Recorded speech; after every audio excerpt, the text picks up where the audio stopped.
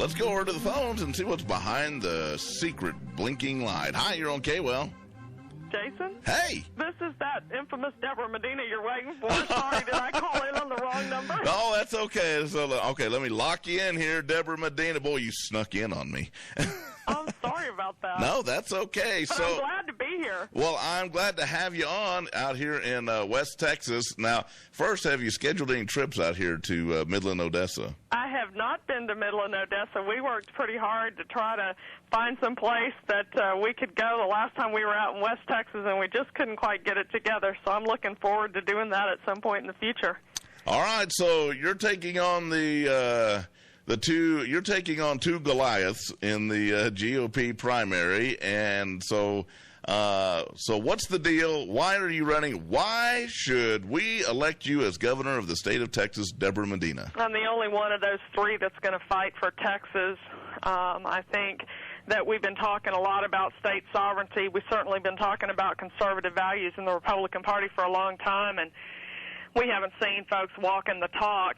I really believe that either the Constitution means what it says or it doesn't mean anything at all, and Rick and Kay are happy to have Washington make it do whatever they want to do and say, whatever they want to say. That's not what the founders intended.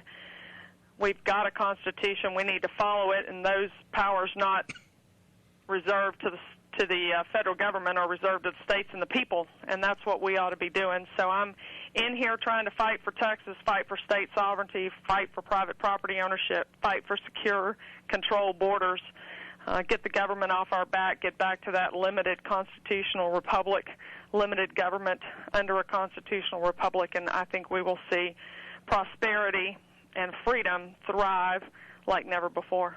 Okay, so let me ask you this, because I noticed you signed the 10th Amendment pledge. What's the name of that website where that's at? The 10th Amendment Center, I think you may be referring to. There are quite a few different organizations out there. That's one of them. I had a chance to kind of just peruse it, and I think it's cool again to we've refound the 10th Amendment. Which I think is great. And what I'm wondering is how can we, what specific things can we do to reassert state sovereignty among these 50 or 57, if you're Obama, states of our great republic? Well, in 1798, I think, was the year Thomas Jefferson said, it is the unquestionable right of the states to determine when the federal government overreaches that compact known as the Constitution, and the rightful remedy available to them is nullification, interposition. You've got a lot of lawyers and a lot of case law that says no, that's not a remedy. But I'm going to go back to either the Constitution means what it says or it doesn't mean anything at all. We have got a lot of work to do, and I believe, as Jefferson clearly said and as Madison said, interposition, nullification are the remedies available to the states, and we need to be using them, and we need to be using them aggressively. So tell us exactly, technically, what nullification means, how is it exercised, those kind of things.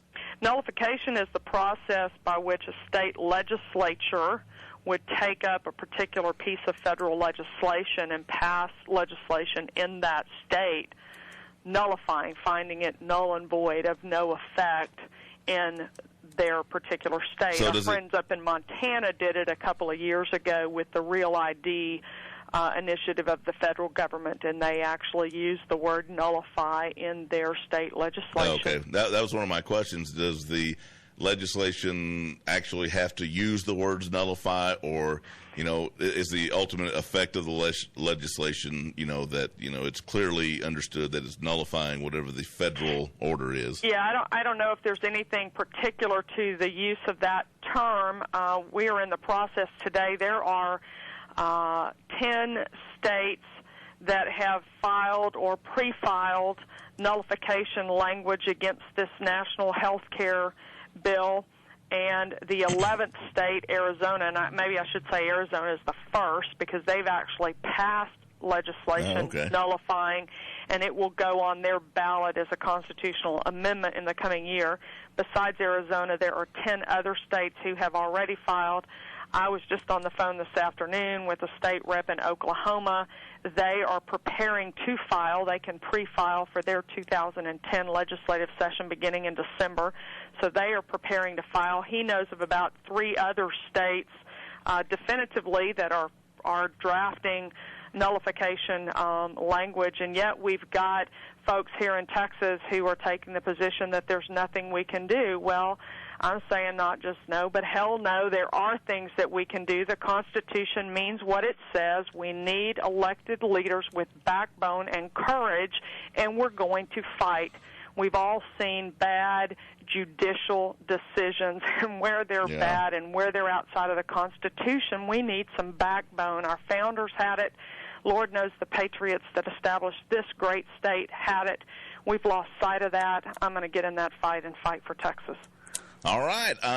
Let's see. We got to take a little break here, Deborah. You can stay with us a bit. How long do we have you for today? I think you said half an hour. All right. Or somebody that set us up said half an hour.